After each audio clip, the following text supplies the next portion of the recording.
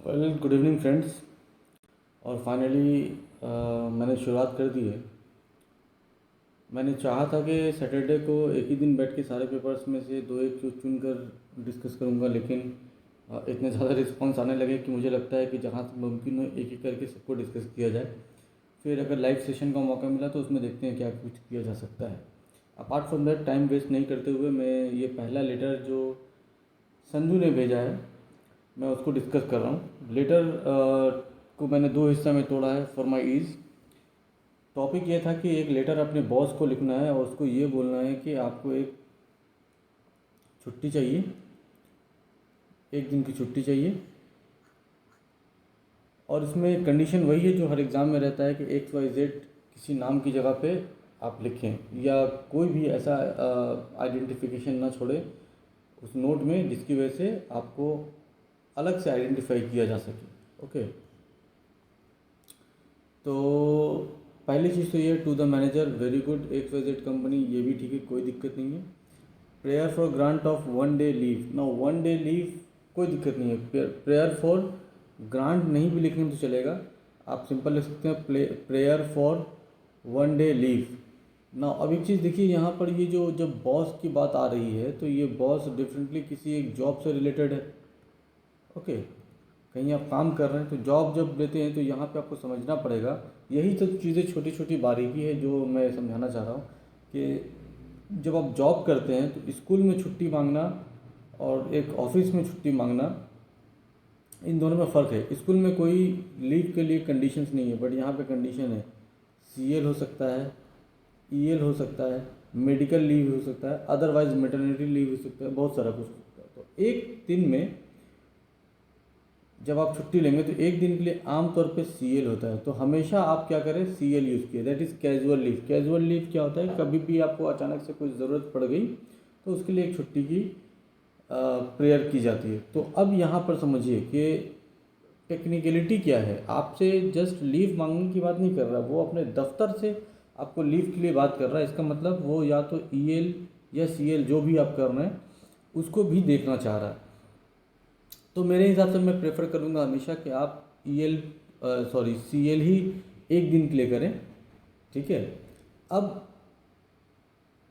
यहाँ जब आप लिख रहे हैं तो क्या होगा, prayer for one day leave, one day CL भी लिख सकते हैं, prayer for one day CL and one day leave bracket में सीएल लिख दीजिएगा। आपको बताना पड़ेगा, सिंपल क्यों बताना होगा ये मैं बता रहा हूँ। देखिए, सब्जेक्ट का मतलब ये होता है कि उस मतलब एक जुमले को, एक स्टेटमेंट को पढ़कर जिस्ट समझ जाए कि आप कहना क्या चाहते हैं।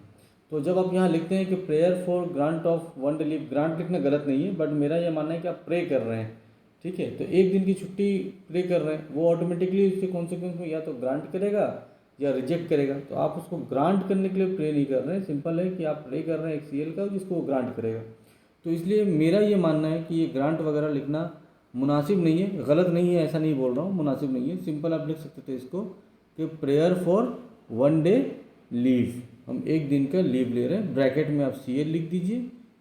ठीक है, या वन डे सीएल लिख दीजिए, one day casual leave. Sir very good, I beg to, now I beg to, who is this I, ये बहुत बड़ा क्वेश्चन है। तो यहाँ पे होगा आई ए बी सी। अगर आप एम्प्लॉय हैं तो यहाँ पर आपको देना पड़ेगा ई आई डी नंबर कुछ भी दे दीजिए। Okay, x x x. फिर आपका ऑफिशियल डेजिग्नेशन क्या है, तो यहाँ पे मैं सिर्फ लिख लेता हूँ डेजिग्नेशन।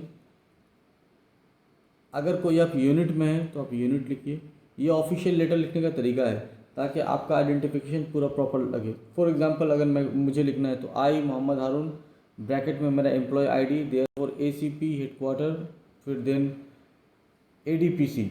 ओके, अगर आपका रैंक वगैरह मेंशन करना होता है, जैसे पुलिस में हम लोग या सिविल सर्विसेज में रैंक मेंशन करते हैं मोहम्मद हारून कॉमा WBPS, या अगर कोई IPS है या IAS है आप वो कर सकते हैं। बहरहाल प्रिंसिपल यही है, नाम, फिर EID नंबर, उसके बाद डेजिग्नेशन, उसके बाद आपका जो यूनिट है।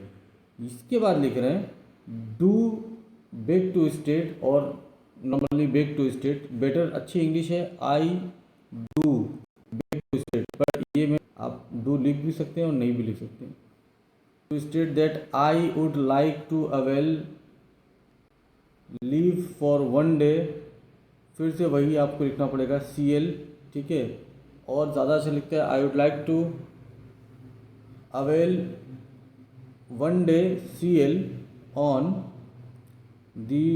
दी देखिए 22, ये एक और एक गलती है, ये हमेशा इस तरह का 22, जब हम डेट लिखते हैं तो 22 नहीं लिखते हैं, 22 मार्च लिखते हैं। और ज़्यादा भी अच्छा तरीका ये है ऑन द 22 मार्च, बिकॉज अगर आपको आर्टिकल का कॉन्सेप्ट पता है तो 22 मार्च एक पर्टिकुलर डे हो रहा है ऑफ 2026, ये दोबारा रिपीट नहीं होने वाला है।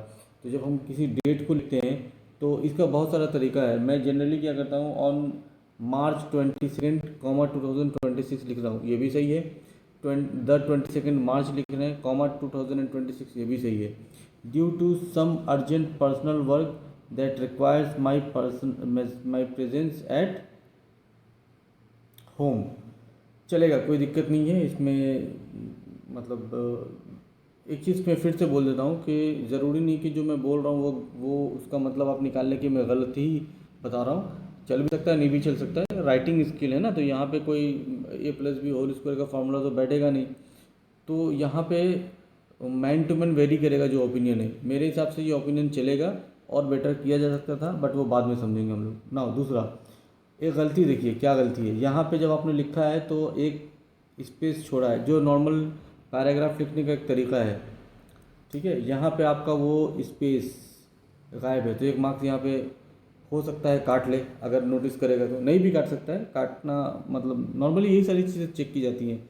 आमतौर पे मार्क्स कटता नहीं है, या मैंने देखा नहीं है कटते हुए, कभी कटेगा तो फिर पता लग जाए। बट आई विल सजेस्ट के इसको आप अवॉइड कीजिए। जब पैराग्राफ लिखने का स्टैंडर्ड नियम यही है कि पहला जो स्टेटमेंट स्टार्ट होगा उसके लिए थोड़ा सा गैप बनाकर मूव करवा देंगे आगे। I assure you that I shall discharge all my responsibility with utmost sincerity and completed the assign task well. ये मतलब मस्काबाजी है, इसकी ज़रूरत नहीं है, ठीक है। मेरे हिसाब से ये एब्सर्ड है। क्यों एब्सर्ड है? क्योंकि आपका मुद्दा ये है कि आपको छुट्टी चाहिए, आपने छुट्टी के लिए बोल दिया, आपने रीज़न भी बोल दिया। अब यहाँ पे फिर से वही कंडीशन है, इसको जगह आपको थोड़ी सी मूव करानी होगी। I therefore honestly request you to be kind enough to grant me leave for the aforementioned day. I shall remain grateful for your kind consideration. ठीक है, ये लास्ट स्टेटमेंट है। वो कंसिडरेशन हमेशा काइंड होता है, ठीक है। मतलब पता नहीं ये आदत बन गई है लोगों की, लेकिन याद रखिए अगर कोई आपके प्रेयर को कंसिडर कर रहा है तो वो काइंडनेस दिखा चुका है वो कंसिडरेशन के साथ, तो अलग से लिखने की ज़रूरत नहीं है। फिर भी एक यूजुअल ट्रेंड है, तो मेरी सलाह यह है कि आप इसको एडवाइस करें। मैं तो नहीं लिखता हूँ, आपकी मर्ज़ी है, आप इसको लिख सकते हैं, कोई इसको गलत नहीं बोलता है। क्योंकि मेरा अक्सर इनकाउंटर यही हुआ है कि अक्सर लोग जानते ही नहीं है कौन सा वर्ड कहाँ लिखना है, बस वो कॉपी पेस्ट चलता आया है। तो लोगों ने kind information, kind consideration, kind approval, kind ये काइंड वो करना शुरू कर दिया। बट मेरा ये मानना है कि आप नहीं भी लिखेंगे तो कोई दिक्कत नहीं है। आते हैं इस पोर्शन में। देखिए ये जो फाइनल स्टेटमेंट होता है इसको छोटा लिखना ज़रूरी है। आपने इसको बहुत लंबा खींच दिया, ज़रूरत ऐसी नहीं थी। बुरा नहीं है लेकिन थोड़ा लंबा हो गया मेरे हिसाब से। आई देयरफॉर के बाद एक कॉमा आएगा। Earnestly request you to be kind enough to grant me leave for the aforesaid mention. ये जो वर्ड है ना ग्रांट मी,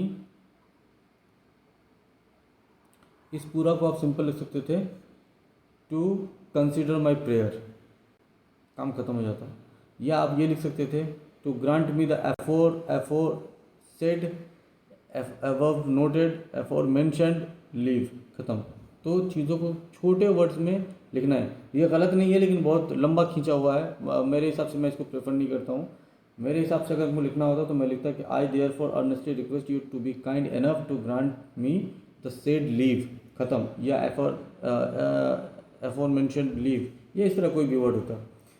फिर एक दूसरी चीज़ यहाँ पे जो आपने लिखा I shall remain grateful for your kind consideration, generally आदत बन गई है लिखने की, इसलिए बोल रहा हूँ कि आप लिख सकते हैं, बट नहीं भी लिखने से ये चलता। नीचे में आप थैंकिंग यू ज़रूर लिख दीजिए। ओके, ये थैंकिंग यू एक कस्टम है इसलिए लिख रहे हैं, नहीं भी लिखने से कोई दिक्कत नहीं है, बट आमतौर पे एक कस्टम है, अच्छा भी होता है लिखना थैंकिंग यू। ये जब आप लिख रहे हैं ये आखिरी पैराग्राफ होगा, इसको एक अलग स्पेस में लिखिए, अलग पैराग्राफ स्टार्ट होगा, I shall remain grateful for your kind consideration. बहरहाल डेट यहाँ पे आप जो लिख रहे हैं सेम है। डेट के लिए एक कहानी बड़ी फेमस है कि डेट कहाँ लिखे। देखिए बहुत सारे लोग डेट ऊपर भी लिखते हैं, बहुत सारे लोग डेट नीचे लिखते हैं, मैं यहाँ लिखता हूँ, आप यहाँ लिख रहे हैं, दोनों सही है। डेट लिखने के लिए कोई नियम किसी ने बनाया नहीं है। थैंकिंग यू आपने यहाँ लिखा है, गलत नहीं है, बहुत सारे लोग अभी यहाँ भी लिखते हैं, खैर मैंने देखा नहीं था तो मैंने वहाँ बोल दिया कि थैंकिंग यू है, तो ये सही है, कोई मुश्किल नहीं है यहाँ पर। Yours faithfully XYZ। नाउ एक और नया अभी ये चल रहा है, mobile number. Okay, mobile number देना ज़रूरी नहीं है कि आपका बॉस आपको आपके मोबाइल नंबर को सेव रखे, तो एक आम तौर पे कस्टम होता है एक मोबाइल नंबर या EID नंबर को एक आइडेंटिफिकेशन देने का। नहीं भी देने से बहुत ज़्यादा दिक्कत नहीं है क्योंकि ऑलरेडी आप दे चुके होते हैं, बट आमतौर पे ये कस्टम चल रहा है तो बेटर है कि आप करेंट कस्टम के हिसाब से इसको मोबाइल नंबर भी यहाँ पे मेंशन कर दें। ओके, तो मेरी तरफ से यही थी। ओवरऑल लेटर बुरा नहीं है, बहुत अच्छा है। एक आखिरी जो मैंने ऑब्जर्वेशन किया है या जो चीज़ मैं आपके नज़र में लाना चाहता हूँ वो ये है कि आप देखो यहाँ पर ये एक कटा हुआ है। ओके, एक आपने स्ट्राइक किया, ये नियम गलत है, ये देखने में भी गंदा लगता है और ऐसा नियम नहीं है। फ़र्ज़ कीजिए मुझे किसी चीज़ को स्ट्राइक थ्रू करना, एक बार ऐसे काटा ख़त्म, एक बार ऐसे काटा ख़त्म, इसको बॉक्स बनाने की तो ज़रूरत ही नहीं थी और मज़ीद गंदा लग रहा है ये चीज़। ओके, तो ये पोर्शन तो मेरे लिए बेकार है, मैंने पहले ही बोला है। ओवरऑल मेरा नोट बहुत छोटा हो गया, आप देखें अगर तो एक पैराग्राफ में मैंने अपनी बात कही है, दूसरे पैराग्राफ में मैंने इसका शुक्रिया अदा किया है, कहानी ख़त्म, लेटर कंप्लीट हो गया ये चीज़। तो ये पहला रहा, होपफुली वक्त निकाल के मैं एक एक करके और भी डिस्कस कर लूँगा। Thank you very much.